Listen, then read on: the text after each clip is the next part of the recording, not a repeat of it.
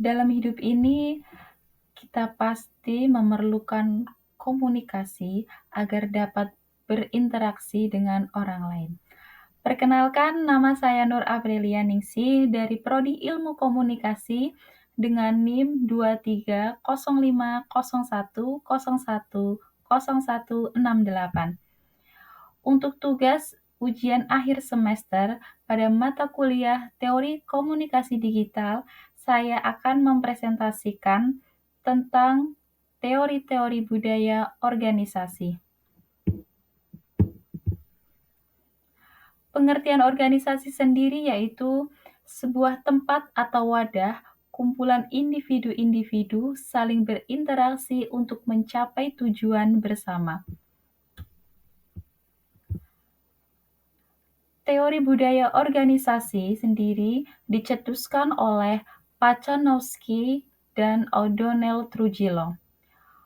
Teori-teori budaya organisasi mempunyai 3 teori, yaitu yang pertama, teori budaya organisasi, yang kedua, teori perstrukturan adaptif, dan yang terakhir, teori akomodasi komunikasi.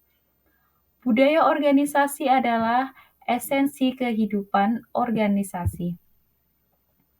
Asumsinya dari Paczanowski and O'Donnell. Anggota-anggota organisasi menciptakan dan mempertahankan perasaan yang dimiliki bersama mengenai realistis organisasi.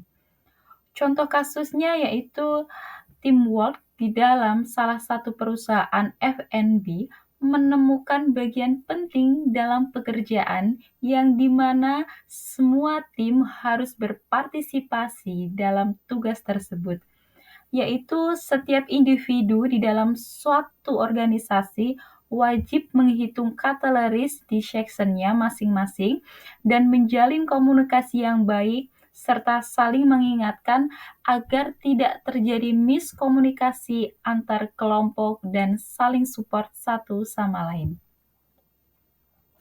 Menurut Gerd, untuk memahami budaya, seseorang harus melihat dari sudut pandang anggota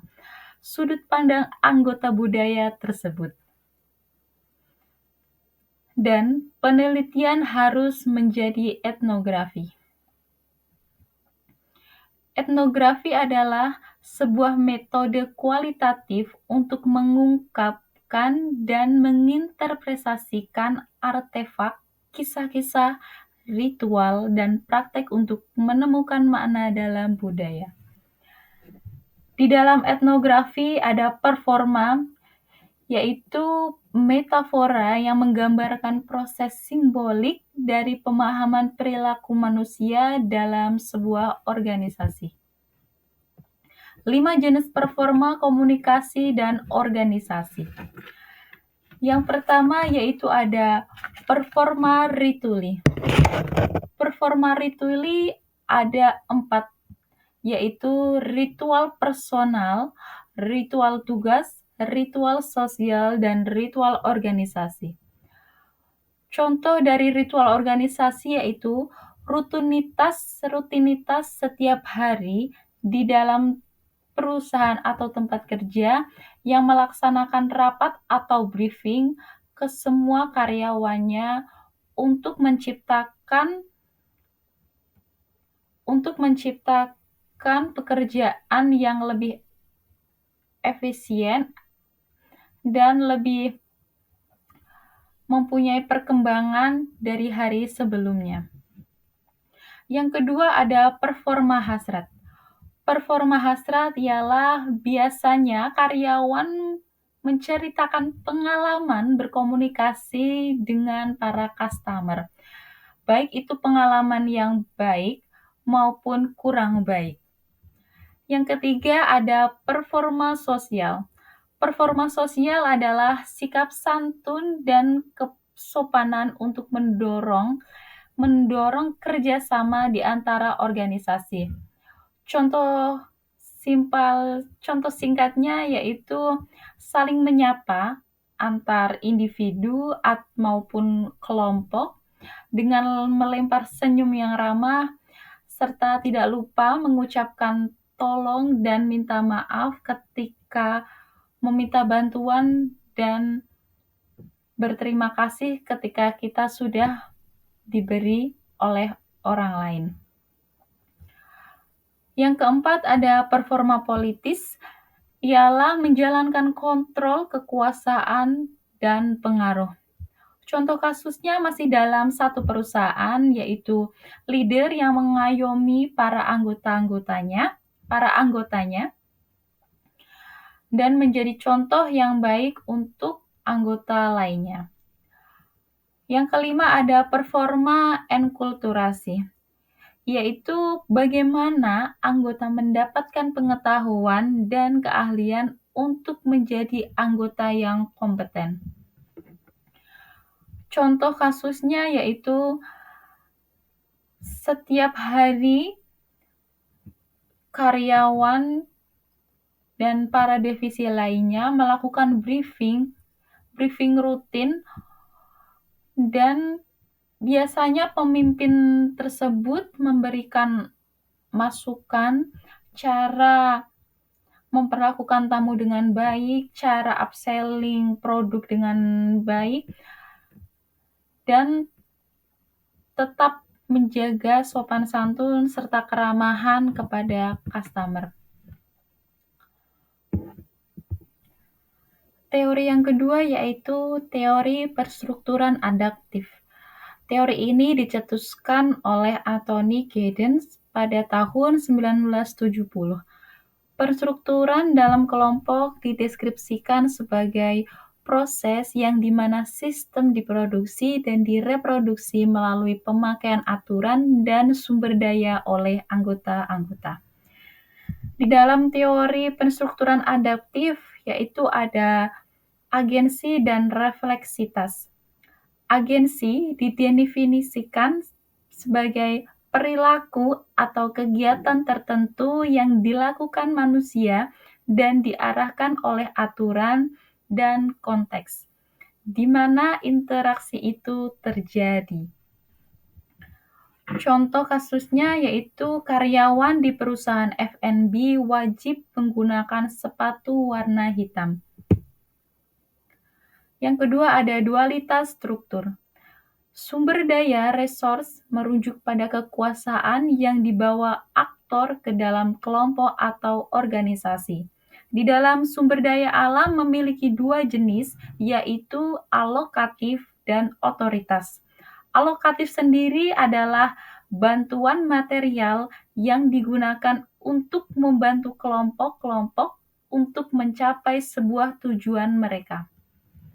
Sedangkan otoritas yaitu bantuan interpersonal yang digunakan untuk membantu kelompok dalam mencapai tujuan mereka.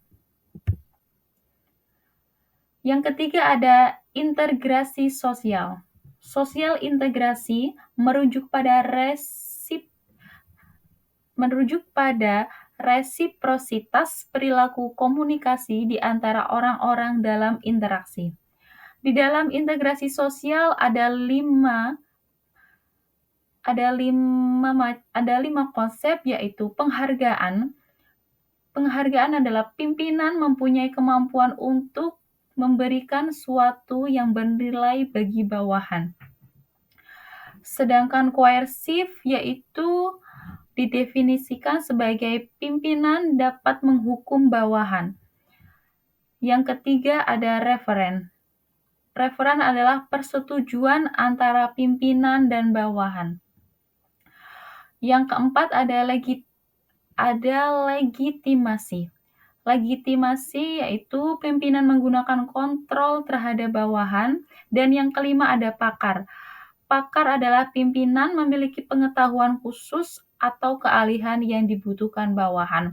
Contoh kasusnya yaitu semisal ada customer di dalam perusahaan F&B yang mereka rasa ada kekurangan dalam pelayanan dan customer tersebut komplain kepada karyawan dengan bahasa mungkin yang kurang baik atau memaki-maki, tetapi karyawan tersebut tidak bisa menanganinya, maka pemimpin wajib memiliki pengetahuan khusus dan keahlian yang dibutuhkan karyawan tersebut, misalnya dalam menangani masalah komplainan customer kepada perusahaan. Yang ketiga ada teori akomodasi komunikasi. Teori akomodasi komunikasi dikembangkan oleh Howard Gale. Inti dari teori ini adalah adaptasi terhadap lawan komunikasi kita. Akomodasi sendiri adalah kemampuan untuk menyesuaikan, memodifikasi, atau mengatur perilaku seseorang dalam responnya terhadap orang lain. Yang artinya yaitu persamaan dan perbedaan berbicara perilaku terdapat di dalam sebuah percakapan. Contoh kasusnya ya, seorang waiters dengan tamu di salah satu restoran yang awalnya tidak saling kenal, tetapi saat berinteraksi mereka mempunyai kesamaan.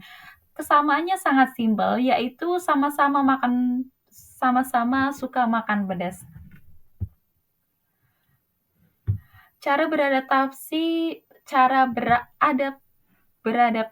dalam teori akomodasi komunikasi, yaitu ada 3 cara.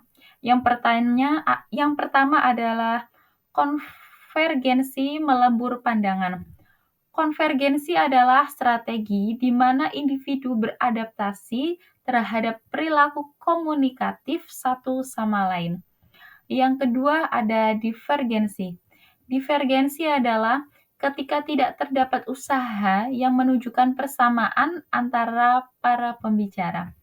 Yang ketiga ada akomodasi berlebihan, yaitu label yang diberikan pembicara yang dianggap pendengar terlalu berlebihan. Akomodasi berlebihan memiliki 3 jenis, yaitu yang pertama akomodasi berlebihan sensoris, ialah beradaptasi berlebihan terhadap yang lain yang dianggap sebatas dalam kemampuan mereka secara fisik dan linguistik. Yang kedua, akomodasi berlebihan ketergantungan, yaitu terjadi ketika pembicara menempatkan pendengar dalam peranan status yang lebih rendah. Yang ketiga, akomodasi berlebihan intergrup, yaitu terjadi ketika pembicara menempatkan pendengar di dalam kelompok budaya tanpa mengakui keunikan individu. Kesimpulannya dalam presentasi ini adalah teori komunikasi sangat berpengaruh dalam kehidupan sehari-hari tanpa disadari. Berkomunikasi dengan antar individu atau kelompok menggunakan teori komunikasi. Pesannya, menjaga komunikasi dengan baik dan tetap perhatikan adab dan kesopanan ketika sedang berkomunikasi dengan orang lain, baik secara langsung maupun online. Demikian presentasi dari tugas teori komunikasi digital untuk ujian akhir semester. Saya harap dalam presentasi ini ada pesan-pesan yang saya sampaikan dapat bermanfaat untuk pendengar dan yang melihat presentasi ini.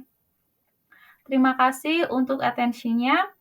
Saya Nur Aprianingsih pamit dan salam komunikasi. Wassalamualaikum warahmatullahi wabarakatuh.